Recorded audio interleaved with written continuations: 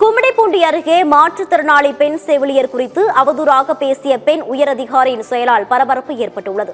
திருவள்ளூர் மாவட்ட சுகாதார இணை இயக்குநர் அம்பிகா சண்முகம் மருத்துவ குழுவினருடன் மருத்துவமனைகள் ஆய்வு செய்தார். அப்போது முறையான டாக்டர்கள், செவிலியர்கள் இல்லாத 2 மருத்துவமனைகளுக்கு அதிகாரி அம்பிகா சண்முகம் அதிரடியாக பூட்டி சீல் வைத்தார்.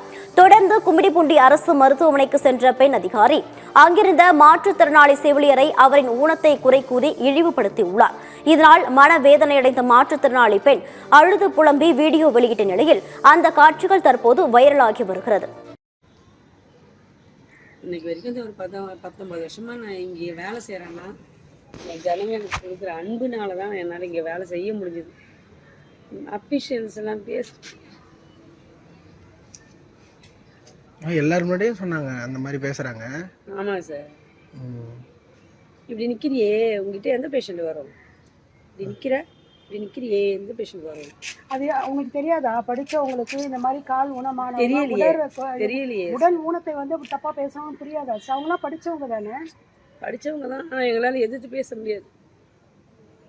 நீங்க ஏன் அப்பயே சொல்லலை? ஏன் மேம் இந்த மாதிரி வச்சு பேசுறீங்க? நீங்க கேட்டுக்கலாம்ல. நான் எங்களோட ஹையர் அஃபீஷியல்ஸ் கிட்டலாம் நாங்கள் எதிர்த்து பேச முடியாது சார்.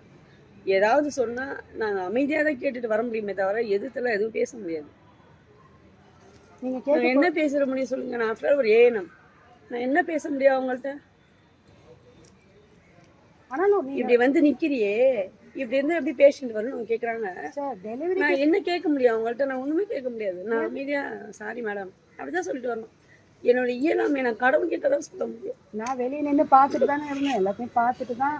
அவ்வளோ ஏன்னா இவங்க அப்படி கேட்குறாங்களேன்னு நினச்சிட்டு தான் வந்தேன். சாதாரண ஒரு ஆளை கூட நான் வீட்டில் கூட போய் சொல்லி அழலை. இதை இங்கே அழுதேன், இதோடு விட்டு போயிட்டேன்.